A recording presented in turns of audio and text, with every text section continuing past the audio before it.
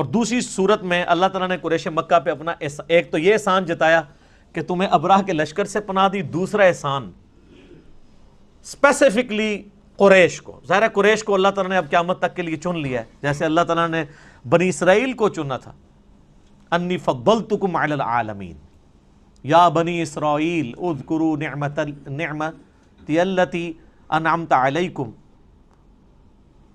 اے بنی اسرائیل اس نعمت کو یاد کرو جو ہم نے تم پہ کی، وَأَنِّي فَضَّلْتُكُمْ عَلَى الْعَالَمِينَ، اور تمہیں تمام جہان والوں پہ فضیلت دی۔ بعد میں پھر اللہ نے بنو اسماعیل کو، قریش کو، حضرت ابراہیم کے دوسرے بیٹے کی اولاد کو، بنو اسماعیل کو فضیلت دی، تو وہ قریش تھے۔ تو اب قریش مکہ کی طرف نبی الاسلام کی بعثت خاصہ تھی، بعثت عامہ تو پوری انسانیت کے لیے، وَمَا أَرْسَلْنَاكَ إِلَّا كَافَّةً لِلنَّاسِ بَشِيرًا وَنَذِيرًا، لیکن بعثت خاصہ جو ہے وہ قریش کی طرف تھی، عرب کے لوگوں کی طرف۔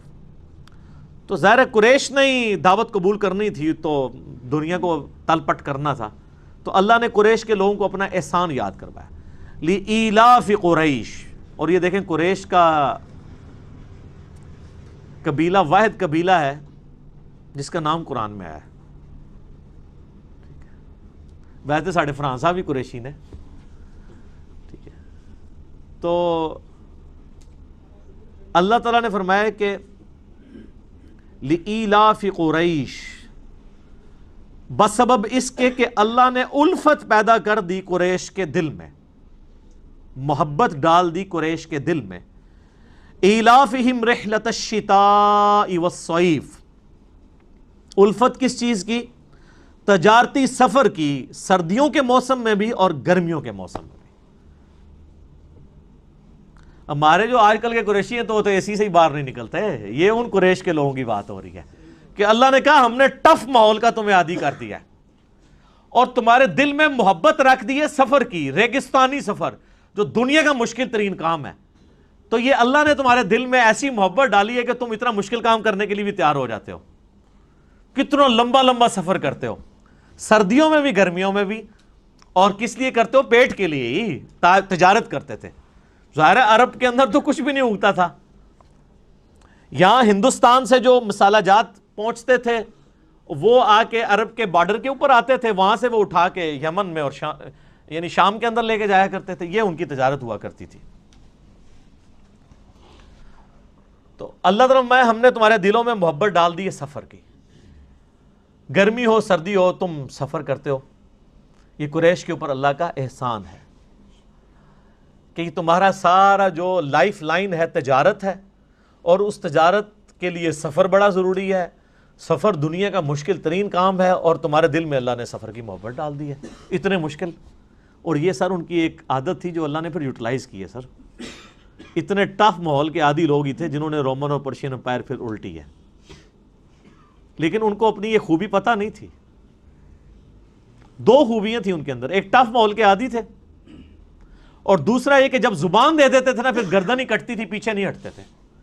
اس لیے آپ دیکھ لیں قریش مکہ میں کوئی منافق نہیں تھا، ابو جہل تھا تو منافق نہیں ہوا، وہ سامنے آ کے لڑا، اس نے کہا لڑوں گا مر جاؤں، ایون گردن کاٹنے لگے، اس نے کہا نیچے سے کاٹنا، پتہ لگے کسی سردار کی گردن ہے۔ یعنی وہ اپنے باطل دین کے اوپر بھی بڑے محکم ہوتے تھے، اور جو رسول اللہ کے ساتھ اٹیچ ہوئے ہیں مکے کے لوگ، وہ آپ دیکھ لیں پھر کتنے پیشن کے ساتھ ہیں۔ اور جو فتح مکہ کے بعد مسلمان ہوئے ہیں وہ بھی لوگ جب پکے مسلمان ہوئے ہیں تو پھر آپ دیکھ لیں کہ ان لوگوں نے کتنی قربانیاں دی ہیں، اسلام کے لیے قربانیاں دی ہیں۔ تو اور دو ان کے اندر خامیاں تھیں، ایک تھی طوائف الملوکی، آپس میں لڑتے رہنا، بہادر تھے لیکن دو بہادر بھائی آپس میں لڑتے رہیں تو تیسری جگہ کیا وہ فتح کریں گے۔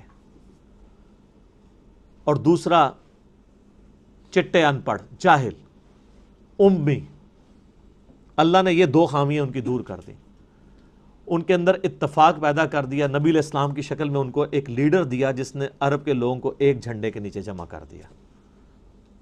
پھر سر دنیا کی کوئی پاور ان کا مقابلہ نہیں کر سکتی تھی، اگرچہ ان کے پاس اسلحہ نہیں تھا، لیکن انہوں نے رومن اور پرشین امپائر سے ان کا اسلحہ چھین کے ان کو گرا دیا۔ ٹف ماحول کے عادی تھے، اور علم اللہ نے دے دیا، ان کی اپنی زبان میں ان کو کتاب دے دی، قرآن۔ تو وہ لوگ جو ان کو امی اور جاہل کہا کرتے تھے، یہودی اور عیسائی، سر جس نے سورہ نساء، سورہ المائدہ، سورہ بقرہ پڑھی ہوئی ہے، سورہ آل عمران، اس کے سامنے کون سا یہودی پادری اور عیسائی پادری ٹھہر سکتا ہے دلائل میں، اور جبکہ اس کی اپنی زبان میں ہو اور عرب کے لوگوں نے وہ رٹی ہوئی ہو کتاب، علم اتنا محکم دیا کہ کوئی ان کے سامنے ٹھہر نہیں سکتا تھا۔ سر نجاشی کے دربار میں حضرت جعفر طیار نے صرف سورہ مریم ہی تلاوت کی تھی نا، تو سب کے اوپر سکتہ طاری ہو گیا تھا۔ کوئی حضرت جعفر نے کوئی تقریر تو نہیں یاد کی ہوئی تھی، سورہ مریم تھی جس میں بتایا گیا کہ بھئی عیسیٰ بن مریم کا سٹیٹس یہ ہے، یہ عقیدہ ہونا چاہیے، ٹھیک ہے۔ تو پھر نجاشی نے بھی ایک تنکا اٹھا کے کہا تھا کہ عیسیٰ اس تنکے سے بھی زیادہ نہیں ہے جتنا اس نے بیان کیا ہے، یعنی منون اتنا ہی ہے، یہ تنکے جتنے بھی ایڈیشن نہیں ان میں کی جا سکتی، اللہ کے بندے ہیں۔ تو یہ اللہ تبارک و تعالیٰ نے قریش کے لوگوں کے اندر خوبی رکھی تھی، تو اللہ تعالیٰ نے ان کو پھر یہ اس چیز احسان جتایا ہے اپنا کہ دیکھو الفت پیدا کر دی ہے سفر کی، کہ تم سفر اختیار کرتے ہو، تو اب پھر اس کا تقاضا کیا ہے؟ فَلْيَعْبُدُوا رَبَّ هَذَا الْبَيْتِ، جس گھر کا کھانا کھا رہے ہو، بیت اللہ کے نام کے اوپر قریش کے لوگ پورے عرب کے اندر ان کا ایک ٹیکا تھا، چودھری تھے، یہ ہر قافلہ لوٹا جاتا تھا، قریش کا قافلہ کوئی نہیں لوٹتا تھا۔ وہ کہتے تھے یہ تو کعبے کے متولی ہیں، ٹھیک ہے، اور یہ بھی ان کو ڈر لگا ہوتا تھا کہ کعبے میں 360 بت رکھے ہوئے ہیں، اگر ہم ان کے ساتھ اینکی پینکی کی ہمارا بت ہی اٹھا کے پرے پھینک دیں گے، تو وہ بھی ان کو خطرہ رہتا تھا دوسرے قبیلوں کے۔ تو قریش کے لوگ بآسانی گرمی سردی سفر کرتے تھے ریگستان کا، اور بغیر کسی ڈر کے، دوسرا کوئی قافلہ بچتا نہیں تھا اور ان کے قافلے کو وہ ہاتھ نہیں ڈالتا تھا۔ ڈاکو تھے نا، آپ کو پتا، لٹیرے عرب کے لوگ، ان کا گزر بسر اس طرح ہوتا تھا قافلوں کو لوٹ کے۔ ظاہر ہے جب وہاں پہ کوئی اناج بھی نہیں اگنی، کوئی معدنیات بھی نہیں ہے، تیل بھی تو ابھی آگے دریافت ہوا ہے نا، تو بیچارے کھائے پیئیں گے کہاں سے؟ اسی طریقے سے ہی کرتے تھے وہ۔ تو قریش کے لوگ تجارت کرتے تھے اور ان کو پروٹیکشن ہوتی تھی کعبے کی وجہ سے، خانہ کعبے کے نام کا وہ کھانا کھا رہے ہوتے تھے اپنی تجارت۔ تو اللہ نے فرمایا تو یہ صرف کھان پینے والے کام جو کیا ہوا ہے، فَلْيَعْبُدُوا رَبَّ هَذَا الْبَيْتِ، تو عبادت بھی کرو نا اسی گھر والے رب جس کا یہ گھر ہے، اس رب کی۔ ساتھ بت کیوں رکھے ہوئے ہیں، شرکاء کیوں شریک کیے ہوئے ہیں؟ اس رب کی عبادت کرو جس کا یہ گھر ہے، کعبۃ اللہ۔ الذی اطعمہم من جوع، وہ اللہ جس نے تمہیں کھلایا جبکہ تم فاقے میں تھے، وآمنہم من خوف، اور تمہیں امن دیا خوف میں۔ سارے قافلے خوف کی حالت میں گزرتے ہیں اور قریش کے قافلے کو کوئی لوٹتا ہی نہیں ہے۔ کیسا امن دیا ہے؟ کس کی برکت سے؟ کعبے کی برکت سے۔ اور اسی کعبے کی برکت سے جو تم تجارت کرتے ہو، تمہارا سارا کھانا پینا اس تجارت پہ ڈیپینڈنٹ ہے، وہ بھی کعبے کا ہی کھا رہے ہو۔ تو اس کا تقاضا نہیں ہے کہ جس رب کا یہ گھر ہے اس کی پوجا بھی کرو۔ یہ اللہ نے ان کو احسان جتایا۔ یہ سورہ قریش آپ نے کئی بار سنی ہوگی، لیکن آپ کو پتہ نہیں اس کے اندر کیا قیامت ہے۔ یہ قرآن کی وہ صورت ہے، میں جتنی بار پڑھتا ہوں نا میرے پہ وجد طاری ہو جاتا ہے، میں اس زمانے میں پہنچ جاتا ہوں کہ کس لیول پہ جا کے اللہ تعالیٰ نے اس قوم کو، جن میں قریش کے اندر ہی پیغمبر کو بھیجا ہے، اور اس قریش کی قوم کو اللہ نے تیار کیا ہے دنیا کی امامت کے لیے۔ اس ایک چھوٹی سی صورت میں آپ دیکھ لیں، اللہ تعالیٰ نے پوری کی پوری ان کی ہسٹری لپیٹ دی ہے۔ کیا سوز و گداز ہے! یہ تو قریش کے لوگ جب یہ صورت سنتے تھے تو پھر ان کی چیخیں نکلتی تھی کہ اللہ ڈائریکٹ ہم سے مخاطب ہو رہا ہے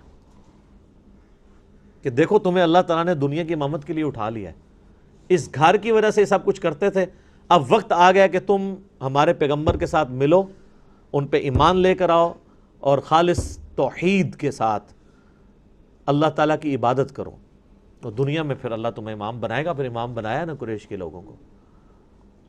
ایمان تو آخر میں لے کے آئے ہیں، کچھ لوگ شروع میں آ گئے، لیکن پھر حق ادا کیا ہے، اس میں کوئی شک نہیں ہے۔